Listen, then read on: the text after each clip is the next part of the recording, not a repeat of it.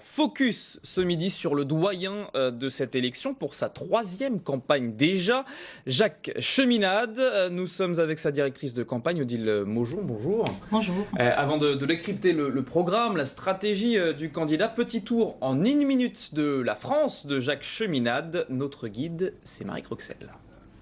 En 2022, dans la France de Jacques Cheminade, les transactions se régleraient en francs.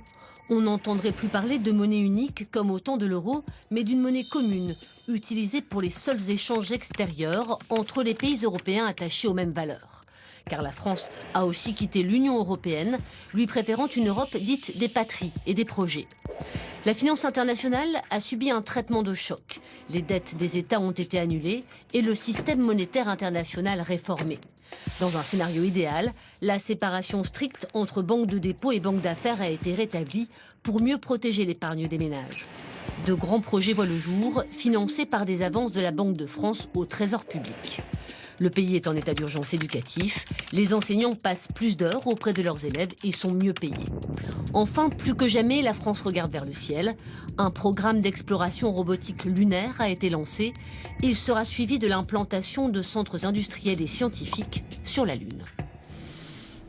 Odile Maujon, vous êtes donc la directrice de campagne de Jacques Cheminade. On va essayer de redessiner, redévelopper ce programme. D'abord, l'Europe. Ils sont plusieurs candidats à vouloir sortir de l'euro, voire de l'Union européenne, avec des nuances, des stratégies différentes. Qu'est-ce qui distingue Jacques Cheminade des autres ?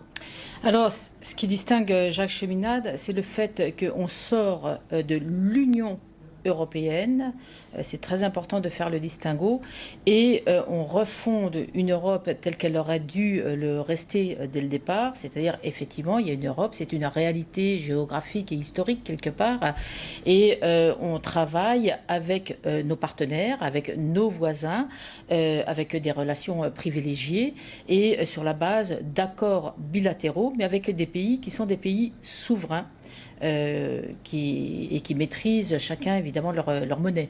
Avant de poursuivre, je vous propose d'écouter la façon dont Jacques Cheminade décrit cette refondation de l'Europe. C'était au micro d'Europe 1.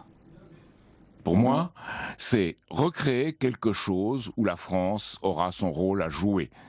La détente, l'entente et la coopération avec les autres pays du monde. L'Europe a échoué telle qu'elle est. L'euro a échoué. Moi, quand je me remettais une mauvaise copie en classe, on me disait à refaire. Ben là, c'est à refonder.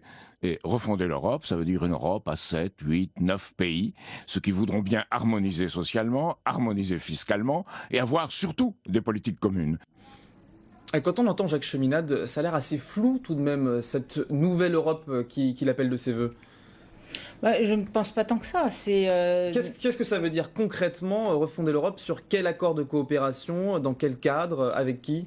Refonder avec les pays, l'Allemagne, l'Italie, l'Espagne, déjà nos proches voisins, et refonder sur des accords qui resteront à définir et à mettre en place. C'est-à-dire économique, culturel Économique, tout d'abord, culturel, comme il l'a dit aussi, avec une harmonisation fiscale, mais surtout une Europe qui soit tournée vers l'avenir. Ce qui est important, c'est de mettre en commun les savoir-faire, mais de mettre la main à la pâte, si je puis dire, autour de grands projets. C'est ce qu'on avait commencé à faire, par exemple, avec l'Europe spatiale européenne, avec Airbus. On avait même, par exemple, avec la Grande-Bretagne, réalisé le Concorde. Donc, si vous voulez, vous avez quelque chose de concret, où vous avez des qualifications, des gens concrets de différents pays qui travaillent ensemble sur un projet commun et qui permet d'avancer. C'est ça qu'on doit retrouver. Ce qui est concret, surtout pour les Français, c'est notamment cette monnaie, l'euro, on en parle beaucoup. Là, il y aurait une monnaie commune et deux monnaies en même temps, c'est un peu difficile à comprendre. Non, c'est pas compliqué du tout. C'est-à-dire que vous avez une monnaie commune pour tout ce qui concerne au niveau des échanges, une monnaie de réserve, et la monnaie de tous les jours, qui est une monnaie propre à chaque pays. Mais vous savez, aujourd'hui, il faut quand même bien reconnaître une chose, c'est que on parle de l'euro, on dit on a une monnaie unique, sauf que quelque part, l'euro allemand, par exemple, c'est pas le même que l'euro grec, parce que l'économie qu'il y a derrière cet euro, il n'est pas du tout pareil. Oui, mais si je vais dépenser 1 euro en Allemagne, ce sera le même qu'1 euro en France. Oui, c'est exact. Mais par contre, l'économie française et l'économie allemande ne sont pas la même et l'euro, à l'heure actuelle, joue au détriment de la France et d'autres pays d'ailleurs. Alors, l'Europe, c'est l'un de ses sujets de prédilection, mais son premier adversaire avant tout, c'est la finance. Jacques Cheminade, vous comptez récupérer des déçus de Hollande en 2012 ? On souhaite surtout que enfin on fasse quelque chose parce que François Hollande avait promis une loi sur la séparation des banques. Ce que nous avons eu à la place, ça a été une fausse loi, hein, voilà, enfin quelque chose qui ne permettait pas du tout de faire le travail. Donc il faut dorénavant une séparation réelle entre les banques de détail, celles qui ont l'argent des gens, l'argent des entreprises, des banques donc qui seront garanties par l'État, mais qui auront certaines obligations, notamment que l'argent aille dans l'économie réelle. Et en face de ça, vous avez des banques qu'on pourra appeler banques d'affaires, qui, elles, vont spéculer, vont avoir des portefeuilles, par exemple, d'actions ou des choses comme ça, qui pourront le faire, mais qui n'auront pas la garantie de l'État. C'est-à-dire que si elles spéculent et si elles perdent, eh ben, elles perdront, et ce sera comme pour n'importe quelle entreprise qui gère mal ses affaires, elles seront en faillite, et l'État n'aura pas à les remettre en marche avec l'argent du contribuable. La finance, est-ce que c'est encore le débat de 2017 ? Est-ce que c'est pas le combat de 2012 ? Aujourd'hui, les Français, ils demandent surtout des faits, des actes sur le pouvoir d'achat, sur l'emploi. Ben justement. Précisément. Si on a un problème avec l'emploi, c'est qu'aujourd'hui, nous sommes soumis à une vision purement comptable, financière, monétaire, qui détruit la substance réelle des pays, qui détruit les emplois, parce qu'il faut servir les actionnaires, parce que vous avez des spéculations qui se font sur la base des dividendes qu'on essaye d'engranger. Et là, c'est bien connu aujourd'hui, je pense, que la variable d'ajustement, c'est quoi ? C'est les salaires et c'est les salariés eux-mêmes. Alors face au marché, quelle force, quelle légitimité de plus aurait Jacques Cheminade que ses prédécesseurs à l'Élysée s'il était élu ? Tout simplement parce qu'il n'a pas fait de compromis, parce que c'est quelqu'un qui a vraiment mené bataille depuis très longtemps là-dessus, qui en a payé le prix d'ailleurs, et parce qu'il est connu pour dire, j'irais porter le fer dans la plaie en quelque sorte, et montrer là où est le problème, quelle est la racine du problème que nous avons aujourd'hui. Parce que si vous me permettez, c'est bien beau de faire toutes sortes de mesures où en quelque sorte on aménagerait les chaises sur le pont du Titanic, mais à certains moments on vaut peut-être mieux quand même que dans le poste de commandement du Titanic, on voit qu'on est en train de se diriger sur l'iceberg. En tout cas, la finance et les promesses de François Hollande, Jacques Cheminade y a fait référence avec humour dans Demain Président, le programme de TF1 dans cet avant-premier tour. Je vous propose d'écouter cet extrait. Votre défaut, votre point faible pour cette fonction de président de la République? C'est la naïveté, je pense, parce que j'ai pu croire que François Hollande tiendrait sa promesse du Bourget. Il a pu y croire parce que ça vous fait rire, parce que Jacques Cheminade avait voté Hollande en 2012, c'est ce qu'il avait dit en tout cas. Cette fois, entre les 4 favoris actuels, quel serait son choix au deuxième tour ?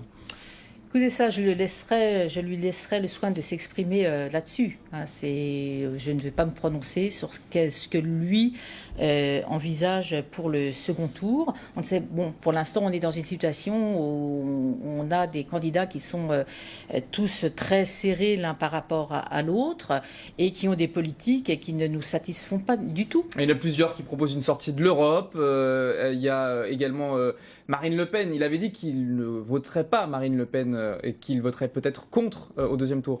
Tout à fait. Donc ça vous confirmez, au moins on sait pour qui il ne votera pas. Alors on va s'intéresser peut-être à la stratégie de cette dernière semaine de campagne. On l'a vu, Jacques Cheminade en meeting dans la rue, à la rencontre directement des électeurs, à Lyon, à Montpellier, hier place du Capitole, également à Toulouse. Ça contraste avec les meetings des concurrents. On va chercher une à une ces voix pour le premier tour. On va aller chercher toutes les voies, on s'adresse et surtout on essaye de trouver la population là où elle est, c'est-à-dire dans les places publiques, dans les villes. Et justement c'est très intéressant, c'est des meetings, des réunions de rue, je ne sais pas comment il faut les appeler, qui sont extrêmement intéressantes parce que les gens sont contents de voir des candidats qui viennent à eux, à qui ils peuvent s'adresser. Puis je pense que ce qui est très important aussi, c'est que Jacques Cheminade ne cherche pas à s'adresser à des gens qui seront d'accord avec lui.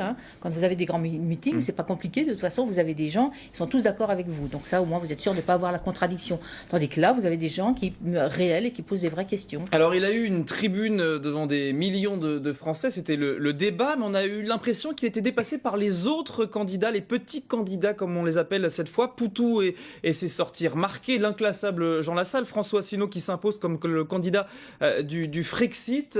Il n'a pas su s'imposer vraiment. Il reste caricaturé comme le candidat des extraterrestres pour beaucoup. Je ne pense pas.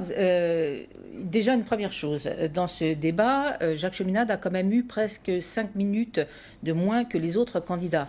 Et je pense qu'il y a eu quand même, de la part des journalistes qui animaient ce débat, il y a eu un petit problème, malgré tout, parce que c'était visible. Et je pense qu'après, tout dépend de comment on met le projecteur. Si tous les médias décident de mettre le projecteur sur ce qu'a dit M. Poutou, qui était bien sympathique, mais qui n'apportait strictement rien, qui ne disait rien de nouveau en substance, évidemment, ça donne l'impression que il a emporté le morceau en quelque sorte. Mais je pense que ce qu'a dit Jacques Cheminade pendant ce débat a été fondamental parce qu'il a apporté des questions que personne d'autre n'abordait, notamment la question de la finance. Ça a été abordé par d'autres candidats quand même. Ouais, plus ou moins, de manière superficielle. Et il a rappelé que tant Emmanuel Macron que Marine Le Pen, finalement, derrière leurs prétentions, étaient bien des gens qui étaient totalement soumis à ces intérêts financiers. Est-ce qu'il n'est pas plombé aussi, Jacques Cheminade, par ces accusations de complotisme, ces déclarations, notamment sur des montages, des lavages de cerveau, notamment, on s'en souvient, après la mort d'Oussama Ben Laden en 2011 ? Oui, mais vous savez, on fait dire ce qu'on veut avec les déclarations des gens. Il y a des vidéos assez explicites sur son site qu'on peut retrouver où il s'exprime là-dessus sur des collusions, sur des coïncidences. Oui, mais je vous rappelle quand même qu'aux États-Unis, le Congrès a fait voter la loi JASTA qui permet aux citoyens américains de s'en prendre, de porter, de faire des actions en justice contre l'Arabie Saoudite, parce que le rôle de l'Arabie Saoudite a été quand même explicité. Enfin, c'est quand même assez clair. Donc je crois que là-dessus, il n'y a pas... Merci beaucoup. Si je puis me permettre quand même une dernière chose, très rapidement, c'est qu'il y a une chose qu'on n'aborde jamais, qui est la question de la culture, et qui est un des domaines que Jacques Cheminade a mis en tête de son programme, La France avec les yeux du futur, parce que ça lui paraît une question absolument essentielle. C'est contre l'occupation financière et contre l'occupation culturelle. Et pour terminer, j'invite les gens à rejoindre Jacques Cheminade pour son meeting du 18 avril à 19h30 sur Internet pour en savoir plus. Vous avez lancé votre message. Merci beaucoup, Odile Maujon, directrice de campagne de Jacques Cheminade.